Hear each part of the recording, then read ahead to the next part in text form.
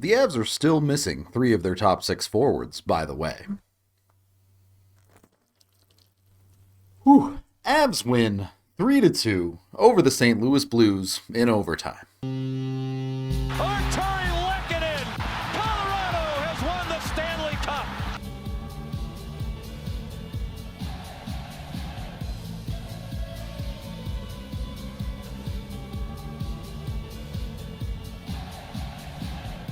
Look, the additions of Nichushkin and Lehkonen obviously make this team significantly better, but it is good to see that they can not only be competitive getting a couple of guys back, but actually get a win. The reality of this lineup is they still really only have one line that is a true scoring threat, and if we're being honest about it, really only one player.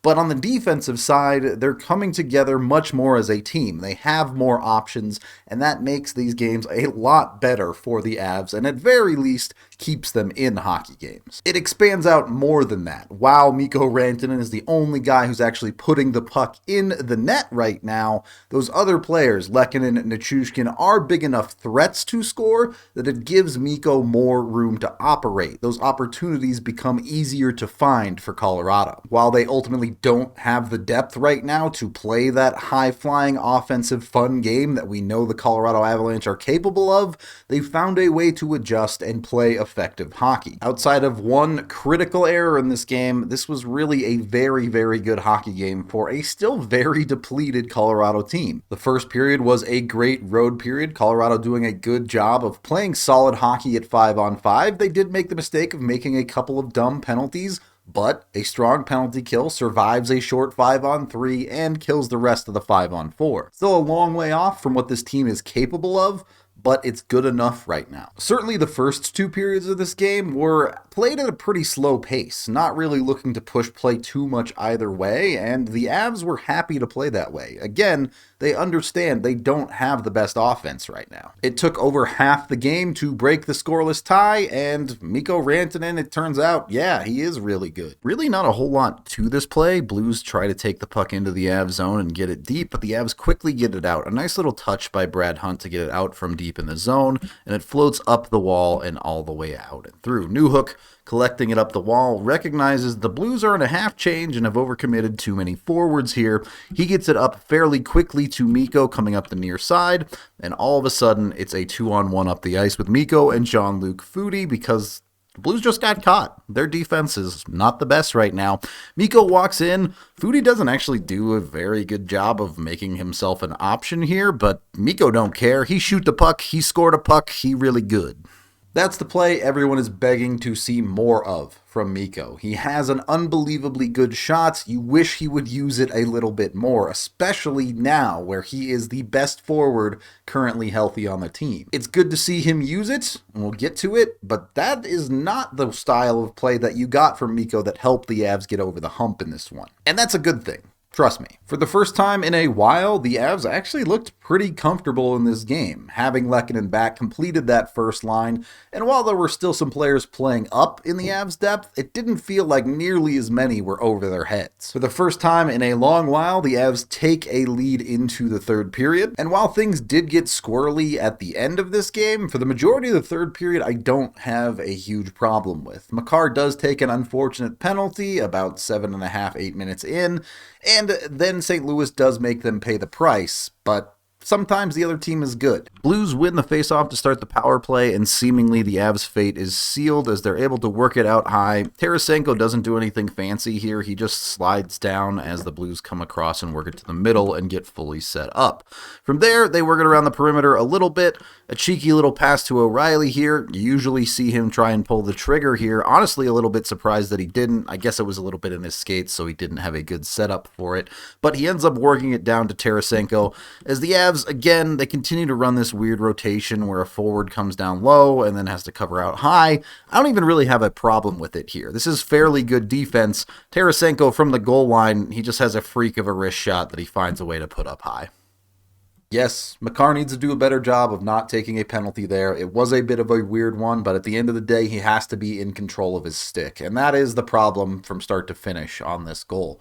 The Avs penalty kill did an okay job there. They kept Tarasenko to a really tough spot, and he just put a great shot on it and beat the Avs. So not perfect, but you're okay with that being a 1-1 game. The other team is trying to win as well. And as this game pressed on, it looked like it was probably heading to overtime, and then the Avs get a late power play opportunity. And there's no two ways about it.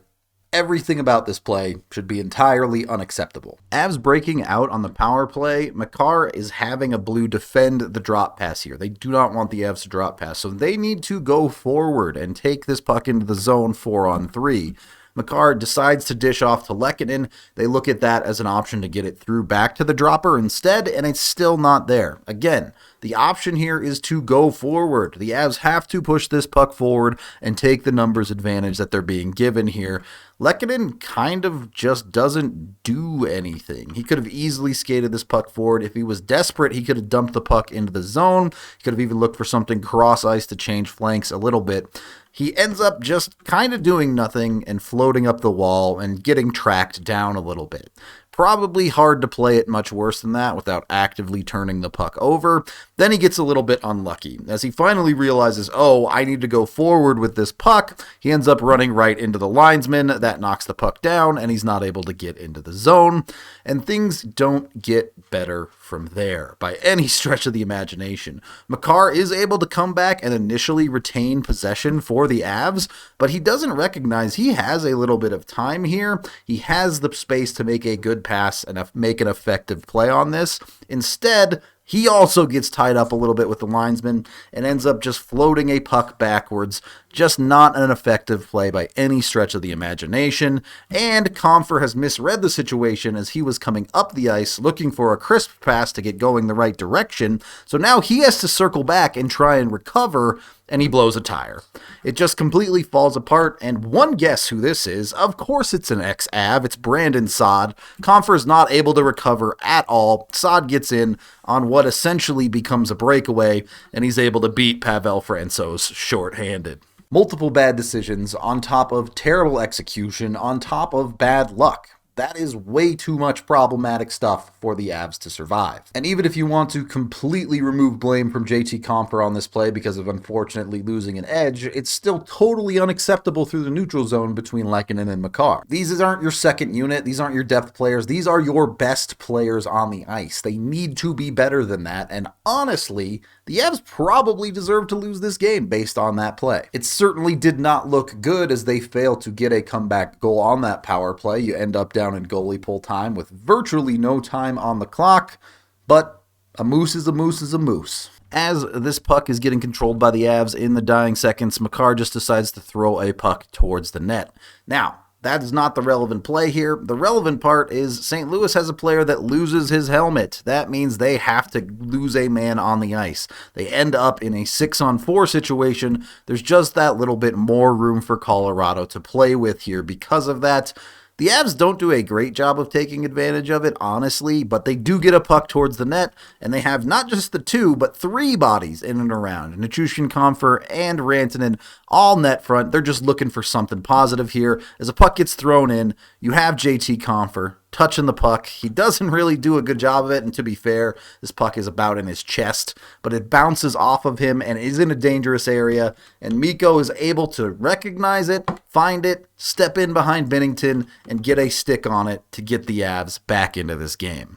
While this goal is not by any stretch of the imagination pretty, it's showing off how good Mikko can actually be. Yes, he has all the talent in the world, and he can beat teams with that talent, but what he has that makes him truly special on top of that talent is the physical ability to do whatever he wants on the ice. He can outmuscle people. He can go to the net. He can stand there, and nobody can move him if he decides he wants to be there. Also great to see JT Compher pick up the primary assist there. Certainly has to feel good for him after the unlucky nonsense on the goal that looked like was going to win the game for St. Louis. And the Avs make it way harder than it had to be, but they do get the game to overtime. And this overtime doesn't last very long. The Avs win the faceoff. They get possession. Their overtime unit actually feels a bit more dangerous. In the Rangers game, they went with 2D to start because they just lacked forwards. But the addition of Lehkonen meant you could put Rantanen and Nichushkin together and then run Compher and Lehkonen as a potential second set of forwards.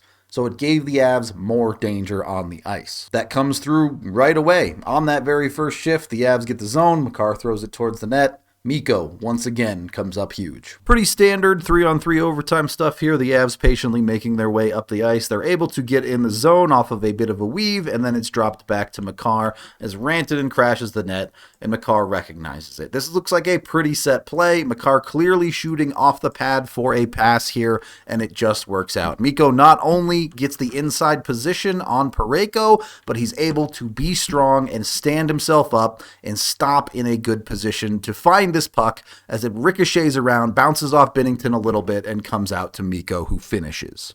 Completing the hat trick, not only for the game winner in overtime, but again, another goal where he just goes to the front of the net and is bigger and stronger than everyone else. Highlight reel goals are great. Superstars do them all the time. They're fun to watch, but what true greatness means is doing what it takes to win. And that's what Mikko did in this game. Mikko now in the top 5 in the NHL in goals scored as well. He is finally stepping up a little bit here with Nathan MacKinnon out. And honestly, he has been stepping up. He's been the guy scoring the goals while the Avs couldn't really help around him. Tonight was the night that he found another level, or should I say today, it was a matinee game. And it's nice to see Mikko capable of doing that. If he needs to be the man, he can be. Or should I say the Moose? Great to see the Avs back in the win column. Honestly, a very, very good game from a depleted team. They understood how they had to play. You have the one error that probably should have cost them a game, but didn't, and they take the W, back in the win column. That is the end of this game video review. Thank you for watching. Head on over to DNVR.com for all of our coverage. I am Rudo, and why is it always Mikko that does this to me?